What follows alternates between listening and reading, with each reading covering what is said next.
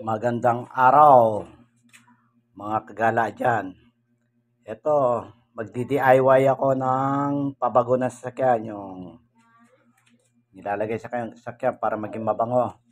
Ito yung mga binili ko. Ito, sugarcane extract.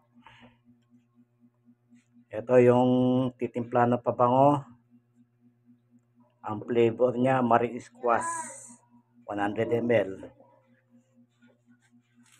Tapos, ito yung paglagyan. Ang gagamitin natin, dapat may iringgilya, 5 ml.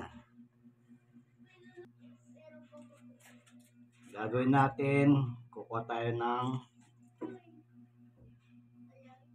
dapat ito ang timpla 1:1.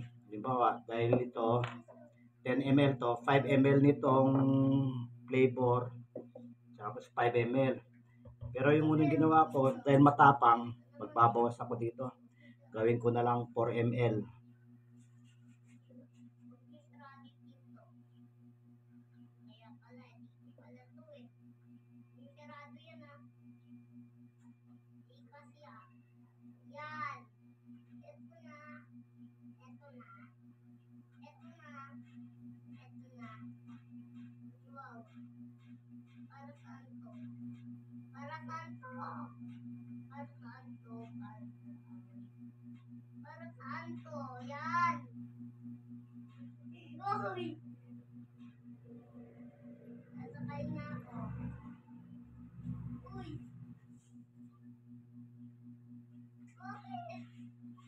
Sayang.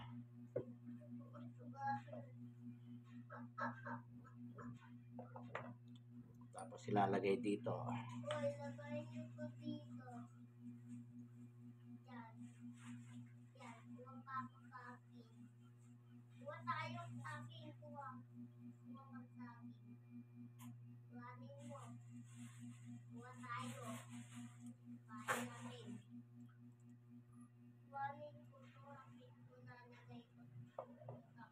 Tapos kuha ng 5 ml dito.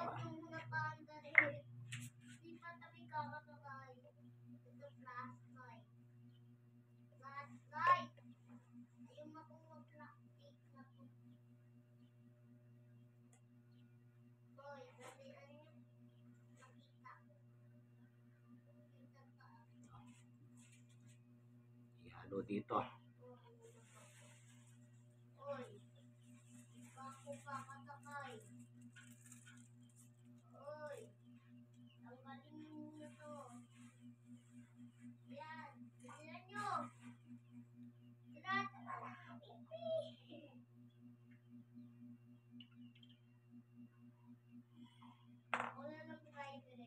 Tapos lagay natin itong takip. Ayan, meron na tayong deodorizer para sa sakyan.